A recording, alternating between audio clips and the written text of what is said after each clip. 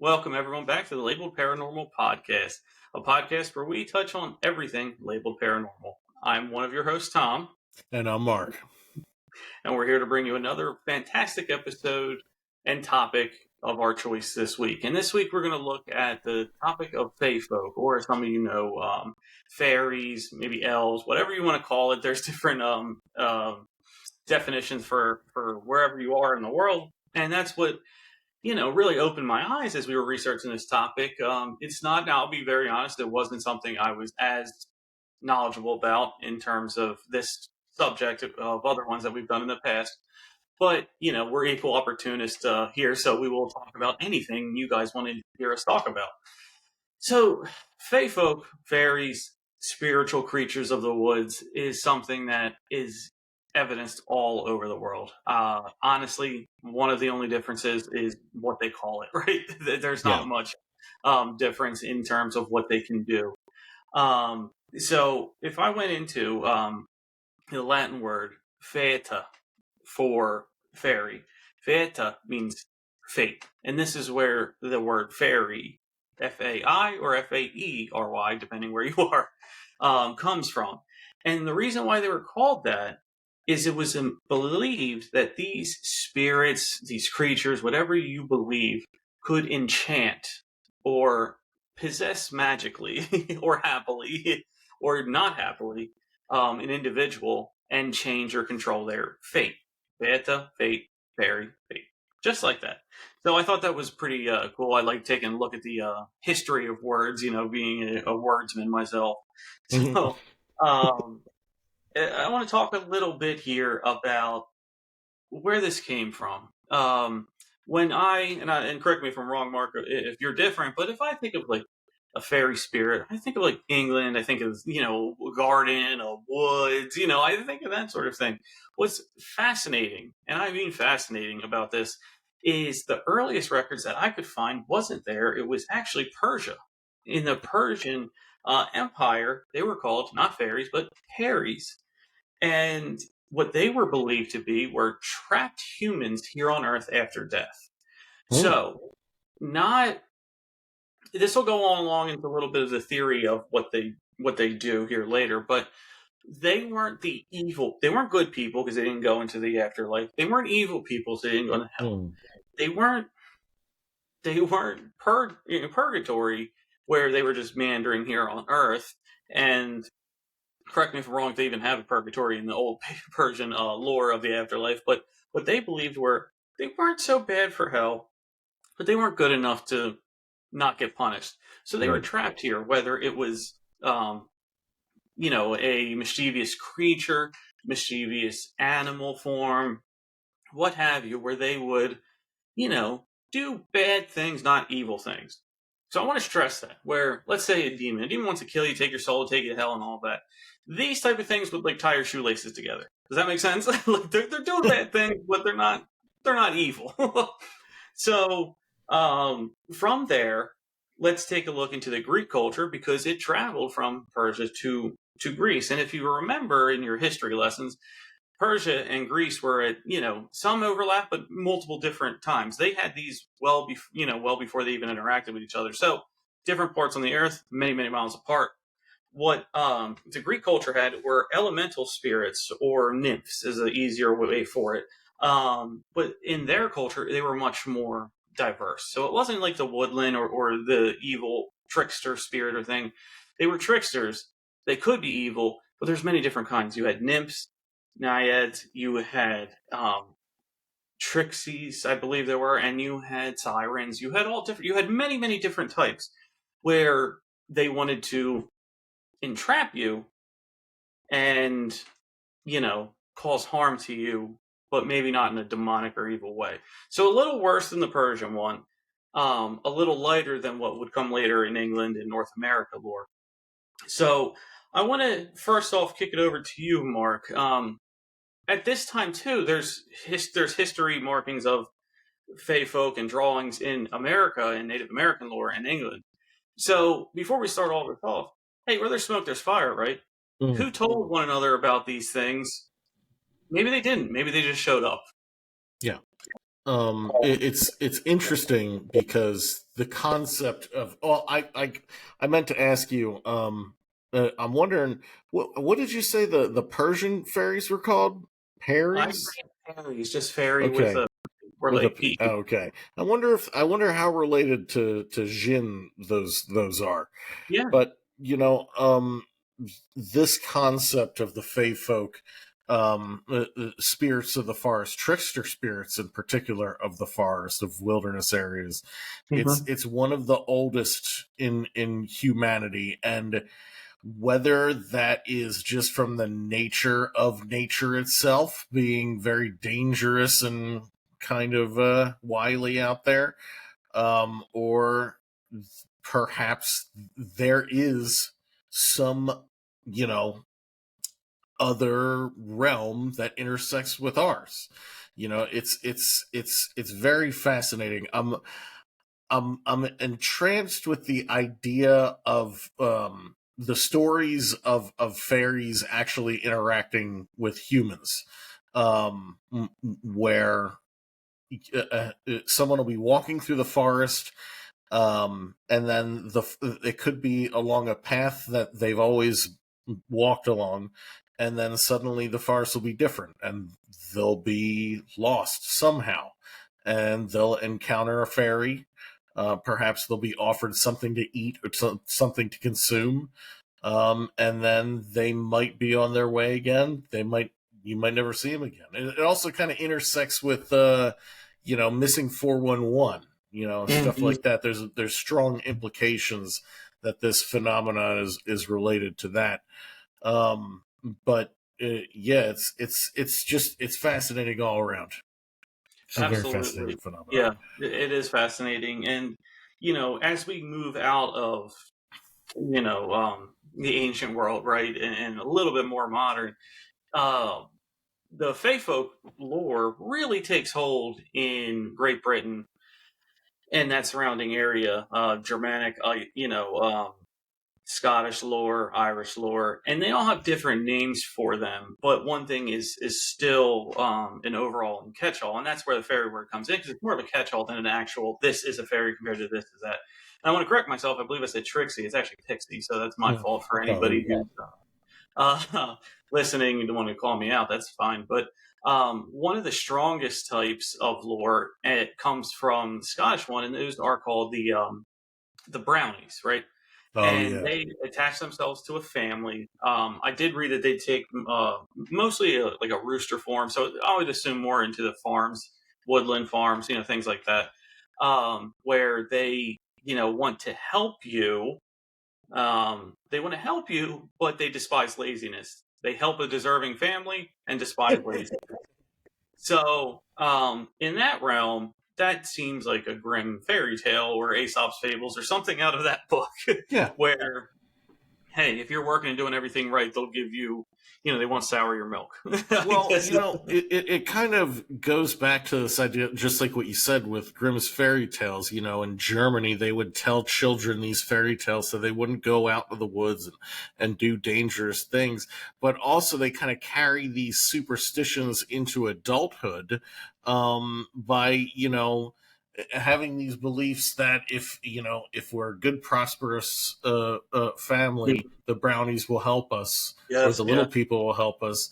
I forget. Remember those movies about the little people living in the walls? What was that called? I totally forget. The Oh man, I forget what that was called. yeah. I forget the little people living in the walls. Yeah. Yeah, I remember Indian in the cupboard. there's Indian in the cupboard, and then there's, oh man, what the hell was that movie called?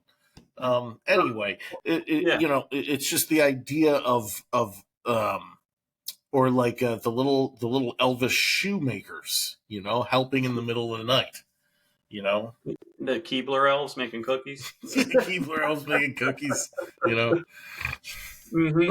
But no, that's one thing, and that's that. If I were to take the Fae Folk or Fairy test, I would have gotten that wrong if I had to match them up.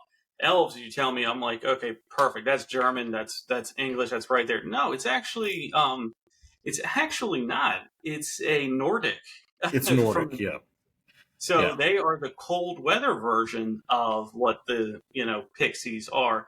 Most famous pixie warded off by iron, right? But the most Yeah. famous pixie, Tinkerbell, right, that you get from Peter Pan and Disney, um, they actually did her a little bit of justice, human-like, just winged creatures, and they very tiny, as the size of a flower, right? So they Yeah. actually did that one really well. A lot of Disney stories have some kind of romanticized lore from a fairy tale over in Western Europe too. Um, they love going back to that region, and if it ain't broke, don't fix it. So I don't blame them there. Yeah. But some of the ones do get a little more. I'm going to say scary, maybe. But here's another one that I would have gotten wrong. I did not put a banshee into this category. I thought Oh they were yeah. something completely separate. But banshee, for all those who don't know, is a spirit who wails audibly, where we would be able to hear a deathly and sometimes deafening scream when, from their lore, a family member dies. Yeah. But it can also be taken to death of somebody in your family too. That Mhm. that it'll haul on, and multiple reports of people who I heard a deathly scream in bed one night, and then the next day I had a missed call from my mom saying Uncle Bill, passed away, something like that. That's spoken about ad nauseum. You'll do a simple Google search, you'll hear them. You'll hear people talking about those stories right there. Um, Yeah. I uh, mean, it. mhm. I don't know if you've ever seen Pan's Labyrinth, but Yep. there's always been a darker aspect to Fae Folk, to fairy lore. It's only really Disney that kind of portrays fairies as these happy-go-lucky creatures. Snow A White, big another one. a big aspect of their lore is like encountering a fairy that if you don't do what it wants, it'll get really pissed off at you.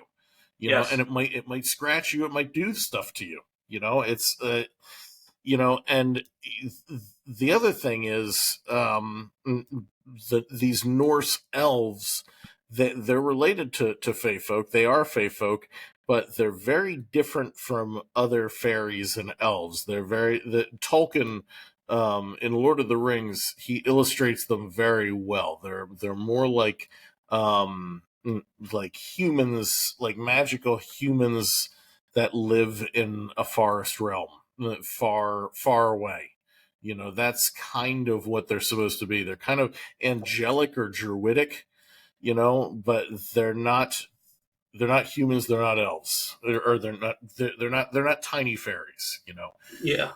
And you're exactly right. And to that point, 90% of the stuff you find if you want to do your own research is how they're little sinister, trickster, that sort of thing. One that comes to mind that most of the time isn't that way, has the worst name of them all, and that's a hobgoblin. Where Hobgoblin. Yeah. yeah, Yep. or kobold in Yeah. the Germanic sense. But if typically, now there's some outliers in the story sense, but typically they come and reward people who keep their house tidy, which sounds a lot like the first one we said. In Scottish, the brownies, where hey, if you are doing things on your farm correctly, we'll help you. This one is if you clean your house, we'll help you. So you got the outside and inside area there, Yeah. going on, which is definitely interesting. But one of the worst stories would be, I believe the name is Hodekin, and he was a hobgoblin who became homicidal and pushed a kid out of the castle, Uh-oh. window into a moat. So, there's something to be said there. But generally, they are the ones that help you in your castle, but also they were the Hobgoblin was sort of the traveling one because there were reports of them being on ships, making passages on the Mediterranean and in the Atlantic as well. Yeah. But another one that we love, and this is what getting back to your point is it's something that's so popularized. We have college teams named after it. Well, I guess not, but their mascot is, and it's the story of leprechauns. Oh yeah. And they were originally just supposed to be the Irish version of them, where they were, well, surprise, surprise, they were drunk. And look up the story. Don't blame me. I'm not trying to make a joke. That's what it says. um, they would guard treasure and play tricks on humans who would encounter him. And if you help them, they would grant you a wish.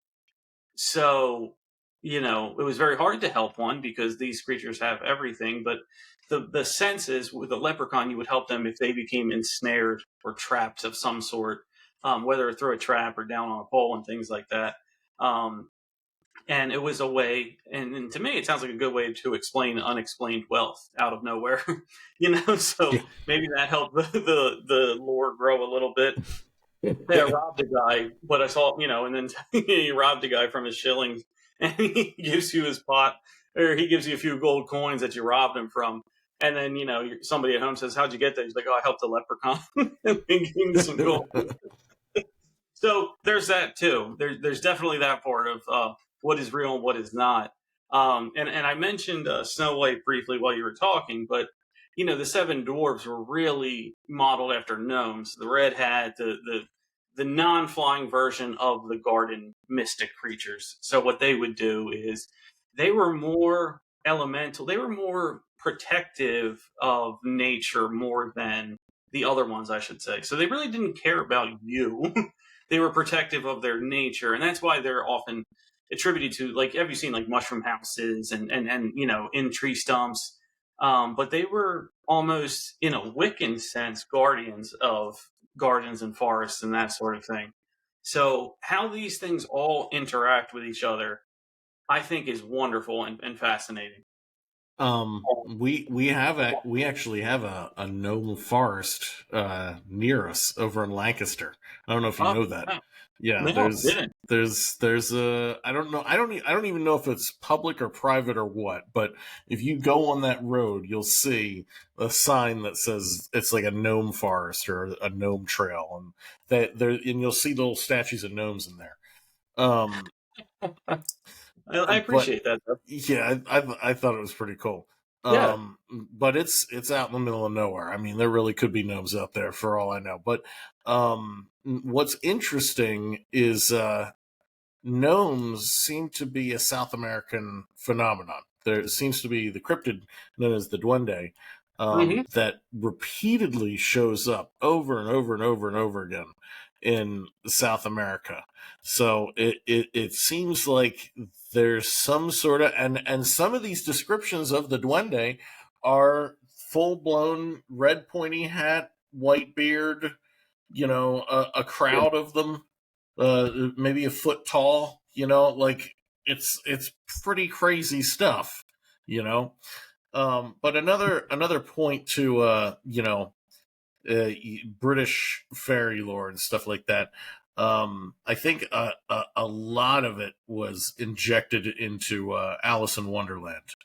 Oh, for sure. Alice in Wonderland is a ton of references to fairy lore in there. Yeah. Um, and that's what's going to popularize it because,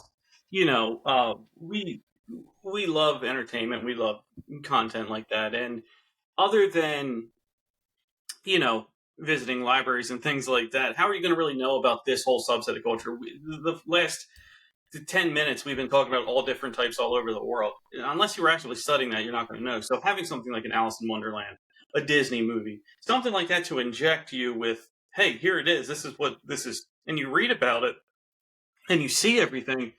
It was just a way of gaining more content back in the day when you didn't have streaming sites. So this is making that connection here. I am not shocked at all that it took off because you basically found your series with 20 seasons and you love it. You know what I mean? So back then, that's what it was. You're able to go read about dwell or elves. The duende that you mentioned, that's something that hits close to home. Having roots in Latin America, South America, and things like that. That was always something that we heard was if you don't clean your room, duende's going to take your shoes, and it wouldn't hurt you, but it would take your shoes. And now, you're a kid, you're like, whatever. But now, say you're trying to go somewhere and somebody takes your shoes, wouldn't you be kind of pissed? Like that, I'd be like, that's really annoying. I would be. I'd be like, man, great. Where, let me go wear these other shoes. And next thing you know, you're showing up work in working boots or hiking boots, and you're like, what? Well, I stole my shoe.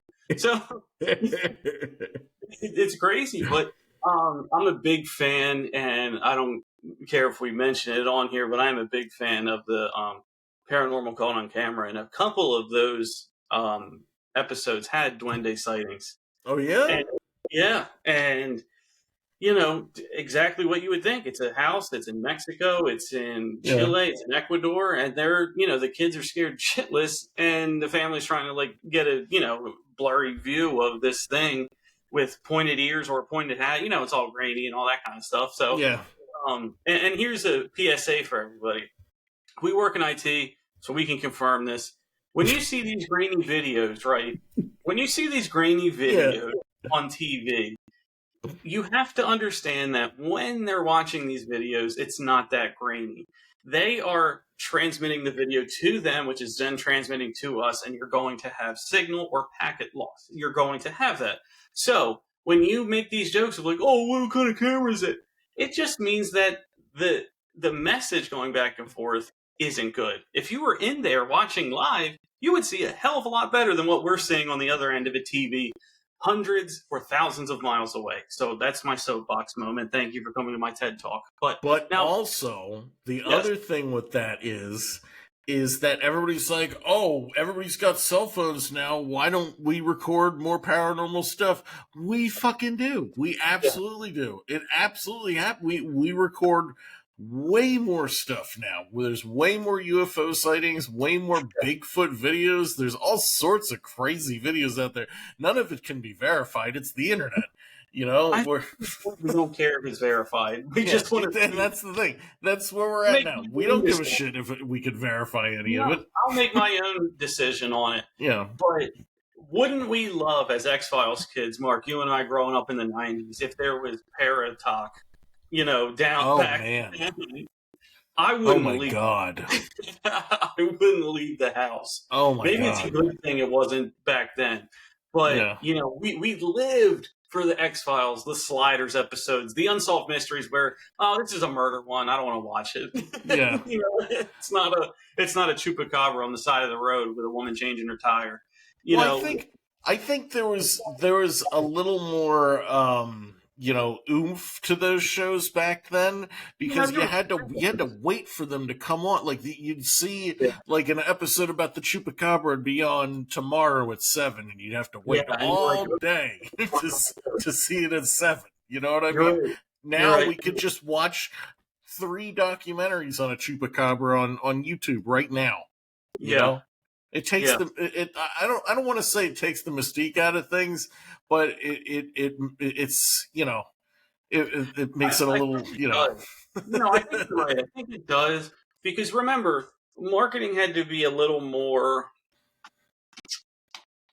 smart. I don't want to say smart. I don't want to offend anybody, but marketing was different back then, where you knew, you had this show, and the ads for shows, remember, started like a month before, not like a week, not like it was a month before.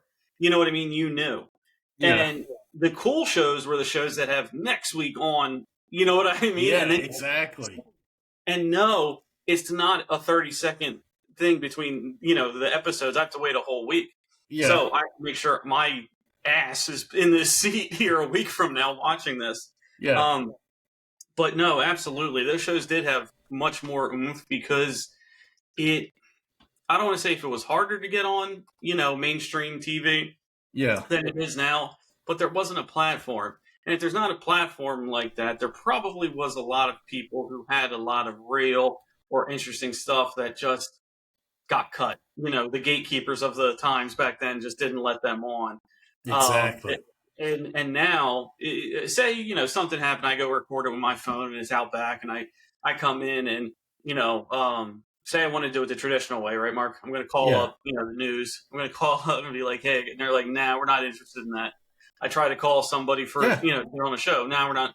Okay, F it, and then I'll upload it onto my own if I have a YouTube channel or a TikTok or yeah, Instagram or Facebook or all the above, or I call you and tell you to hop on for a special episode and then play it through here, we can get it out 1,000 times easier than what people could. Now that's in TV time in the 90s.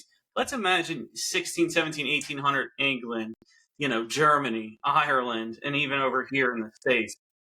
Um, People had to be more trusting back then because you didn't have anything else. yeah.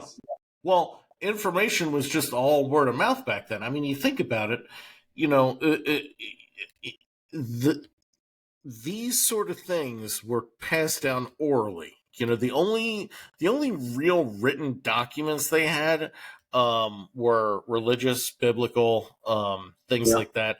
That I mean, I guess I could be wrong, but I'm gonna guess that a lot of these fairy tales were passed down orally. Yeah, yeah. I would agree with And that. it's surprising that they've persisted so well with that being the case. And it makes you think maybe there's something to them. Maybe there is some truth to the superstition. You know, maybe there is some sort of far spirit element in our reality that we don't address. Here's my question for you: what's your favorite portrayal of fairies or fae folk in general in media? I already said my two, but I'll clarify again. But I'll let you go. So in media, my favorite would that's a good question. The well, I have to go back to Duende too because that's something a lore you grew up with. You know what I mean? Yeah, Uh, Something where it's mischievous but not evil. It won't hurt you, but it'll make an inconvenience for you, which is always fun, right? We always want to have something that we can blame on that's not ourselves, right? We don't want to look in the yeah, mirror anymore. But with that, I do appreciate that. I do appreciate that part of something that I grew up with. But if I couldn't take that part because it hits so close to home with me, I would have to go um, into the elven and troll culture of it a little bit, where they can flip down into the underworld and flip back up into our world. And yes, something that's really interesting about that is, you know, if you think about flipping between worlds, and these things can come here and play tricks, but also go back over there to hide, but also yeah, come over here to help you, but also go over here to hide, but come back to inconvenience you if you're not listening to them or upset them, then they'll never come back again. yeah, Sounds sort of interdimensional that way, yeah, where the other world is just a layman's term for what we call it, but they can hop in and out, provide guidance or punishment in a form that is not scary to us because if they're showing up humanly, they're showing up yay big. If they're showing up any other way, they're not showing up as a monster, they're showing up as a creature. The yeah, rooster, coyote in America, coyote is a trickster spirit shape. Rooster, I guess it is over there. I haven't heard about it, but I would say those subsets of this whole thing are what yeah, has gathered me, or what really intrigues me about it, and where I can spend a lot of time pondering what does that really mean. yeah. What Um, about you? it's interesting you bring that up because it reminds me of the stories where people talk about actually seeing um beings that are like a foot tall, like Mm-hmm. with clarity, Yeah. you know that like Indian in the cupboard kind of shit. You know, like Yeah. Yeah. Yeah. Yeah. they see like a small Indian wearing clothes that's proportional, and he's just a tiny man. You know, and then he'll like disappear behind a corner. You know what I Mm-hmm. mean? It's just that kind of stuff is kind of mind bending to me. Like I don't really know how to interpret that. Um, but I've always enjoyed the Pan's Labyrinth angle to the fairy world, where there, like what you were saying, where there's some sort of like other, like an underworld or Yeah. something. You know, kind of something weird like that. Or whole ecosystem or something, like a whole Yeah, biome under the ground or something that they can go into that we can't. and the thing is, it makes you think. You know, like the banshee is related to these fake creatures. Is things like the wendigo and the rake, are they related as well? Is this like you know it makes me also think of the series Stranger Things and the Upside Mm-hmm. Down, and like the creatures from that, like it it seems. I mean, well, in Stranger Things, it's obviously demonic, but there's Fae allusions to it in some ways. Absolutely. The it's interesting what you said about the Wendigo race and things like that because um, you know, if you were to think that these things come in and out in the lore of them, um, they're just a different size or shape of what these ones are over in overseas. It's not crazy to think that they could be related along the same vein because you remember the Wendigo in their lore, they were also people who were not people. They were people who gave up the humanism of being a person through cannibalism, through other acts, other deeds, where maybe they have to atone for it in this way, where you now not a human, you are destined to walk the earth as this creature, whereas we Separating get back yourself from society. similar to the Persian way of Perry, where they believed they were not too bad to go to hell, not good to stay, go to heaven, but they needed to stay here, and some of those things are, tricksters. So they weren't the best people in life. They're not the best people here in this version of it. I would say rakes and Wendigo, Skinwalk, whatever you want to call those, um, they're probably more towards the demonic side of Yeah. this range than it would be than the trickster, because we've heard reports, we've read stories, stalkings, animal killings, mutilations, and other odd things where in the gnomes, pixie, elves, you don't really hear about them taking down an animal to feed. Matter of fact, you don't even hear about them feeding. You know what I Mhm. mean? So, which would lend credence to that other part where they can hop in and out of worlds. Maybe they just don't eat over here because they have everything they need over there. They hop over here for entertainment because they want to go and tie somebody's shoes together when they're sleeping, or they want to Well, drop a branch on somebody's head. I don't know. yeah, the fairies offering humans something to consume is a consistent theme. Whether Yeah. the, I can't think of anything that suggests that they like hunt deer or anything like that. Yeah.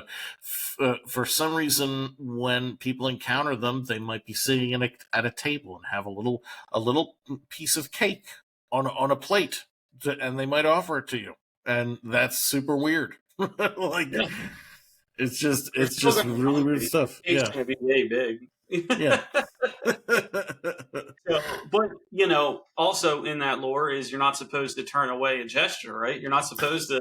Well, if you eat a lot of the times, if you eat and consume these things, weird things can happen. This is a reference to in Alice in Wonderland. Drinking the potion changes her size and things like that. So, like, strange things might happen to you if you might consume their little pieces of cake or piece of fruit or whatever that they might offer you.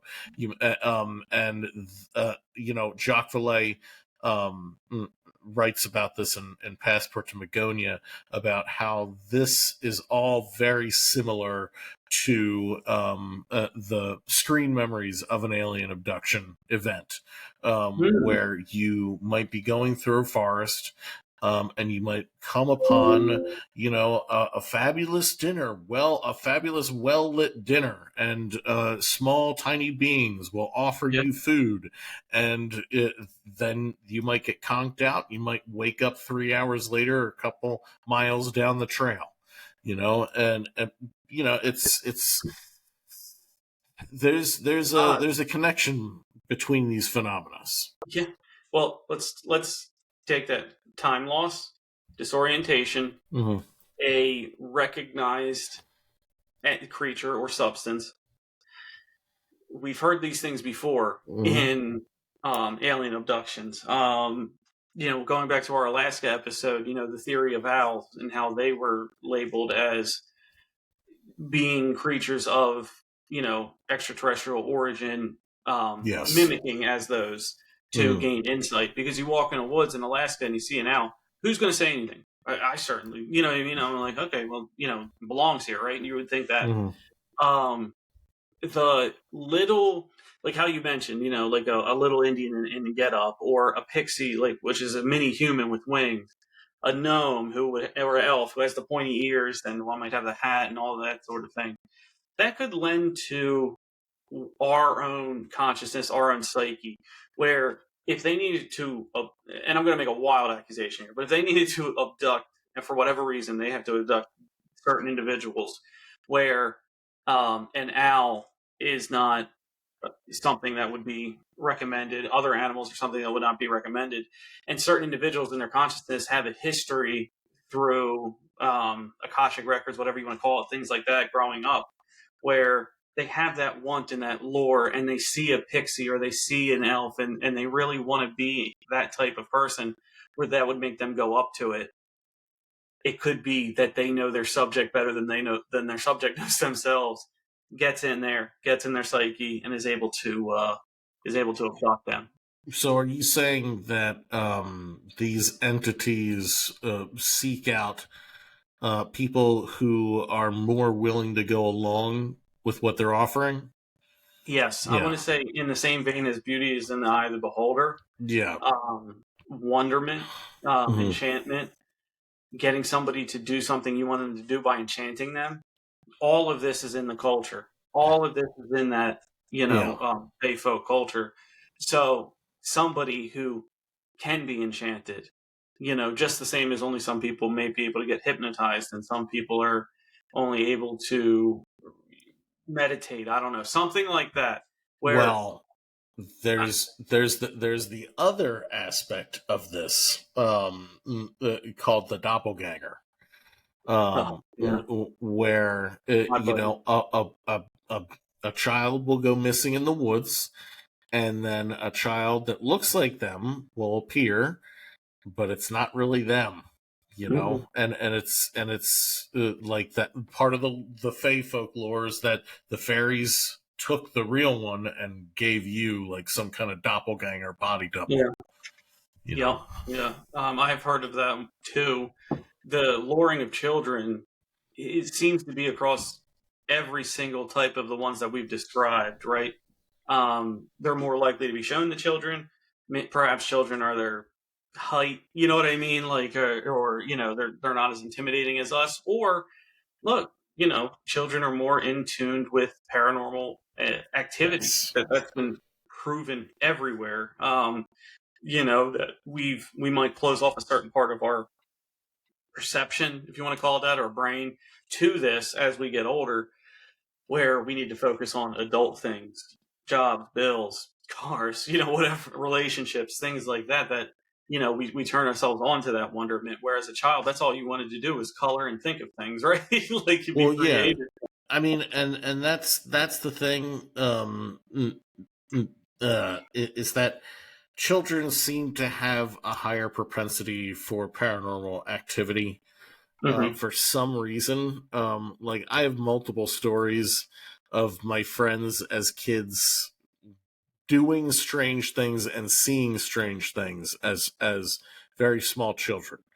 Um, that they dismiss as just like little kid stuff now, Bring and them it's on. like, Let's, yeah. we'll drill it out of them. That would be very interesting. I asked my one buddy to come on. I think he would be really Yeah, interesting. Yeah. get his voice out there. It's always good to talk about it. Yeah. Even if it Even if you don't believe it, how many times have we heard people in our personal life tell you a story and be like, I don't even believe in that stuff? Well, that's the thing is this guy, he doesn't believe in this stuff at all, but he's totally open to argue about it as long as you want. So that'd be No. interesting if we get him on. I told you the story of my brother who Yeah.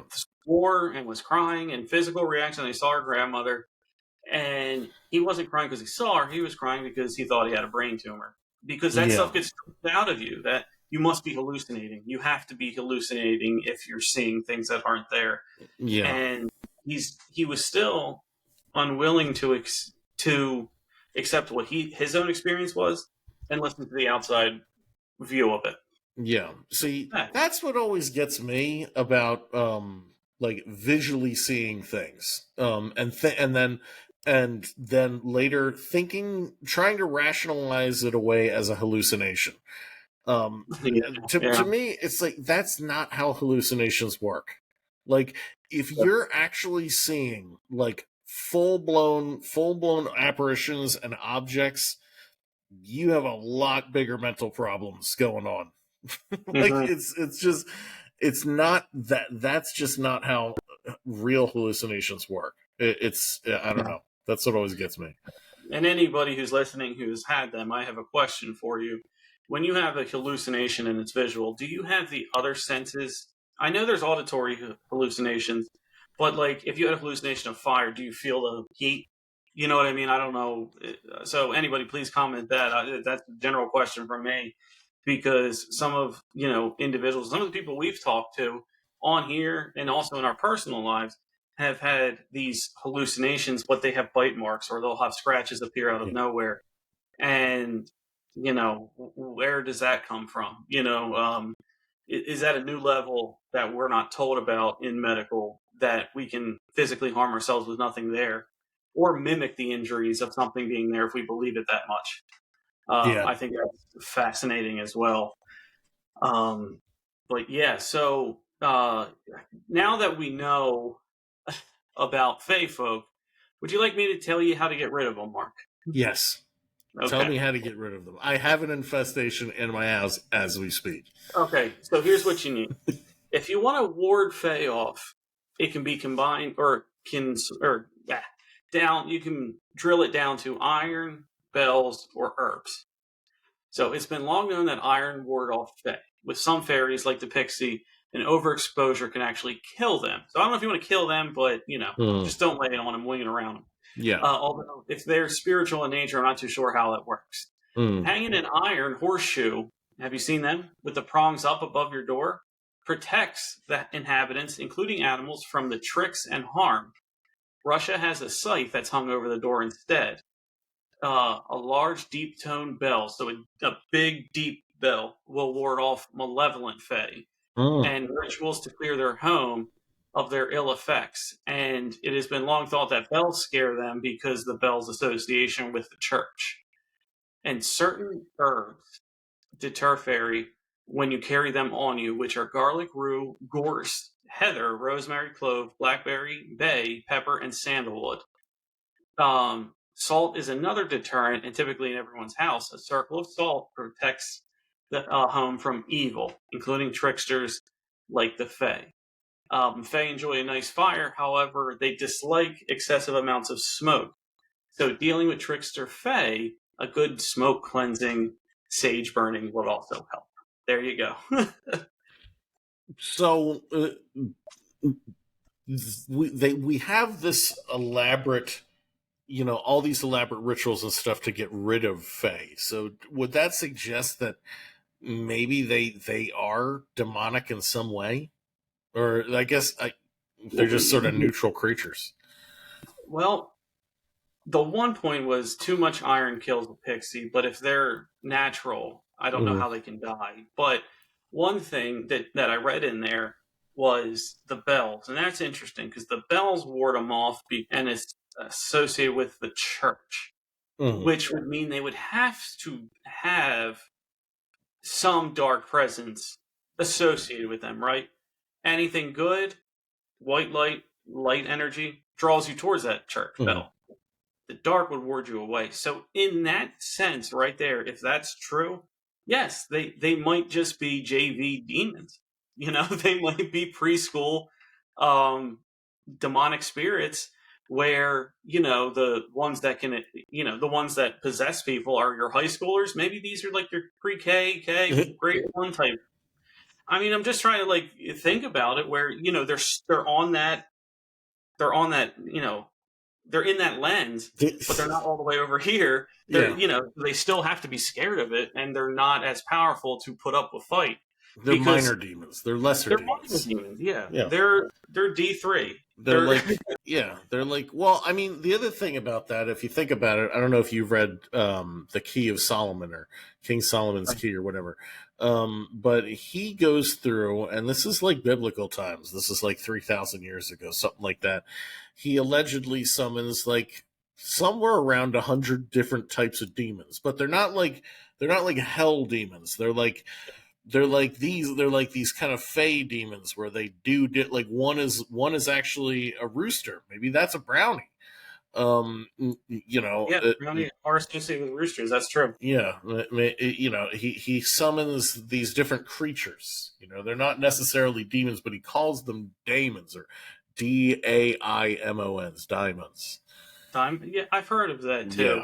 Yeah. Um, and yeah, there's a lot of crossover. Speaking from one of the first things we saw with Jin, Yes. and these spirits, where what I'm not entirely positive. Someone please listen and correct me, but I always thought Jin were more on the demonic side, like Mm, stronger energies than what this would be. Because when I hear Jin, I think of the game Golden Sun from Game yes. Boy. That's exactly what I think of. One of my favorite games of all time. Yep. These were cute little buggers like this big, and they were adorable. So I'm Yeah. like, oh, maybe that's where it is. But no, from what I've read, they are possessive, territorial, um, ones that'll get into an abandoned building and you can't drive it out, type of thing. So that's where I'm at with that one. But who knows? And please, if anybody, listening, please correct. We're out here, write to us. All of that. We want to get things right, for everybody. But yeah, Mark, that's Fae Folk in a nutshell for us, man. Yeah. I'm glad we went into this. This was pretty fun, learning about different cultures and things like that. And now we know that if we basically make a Sunday stew, it'll keep all of them away with the herbs you put in. Yeah. The Exactly. horseshoe is wonderful too. So maybe you could try that to get rid of your infestation here. I'll put it on my horses. Yeah. There you go. So just don't put it on yourself. Yeah. And don't put it upside down, tips up. Yeah. But yeah, that's our episode of Fae Folk here at Label Paranormal. Please like, subscribe, leave a comment, leave 5 stars. Would be very appreciative. If you have your own paranormal story you want to hop on and discuss with us, send us a message at labeledparanormal@gmail.com. And we can't wait to, we look forward to talking with everybody, and we'll be back really soon with a new episode. So everyone stay tuned. Thank you again for listening, and everyone be safe out there. Have a good week. See you guys.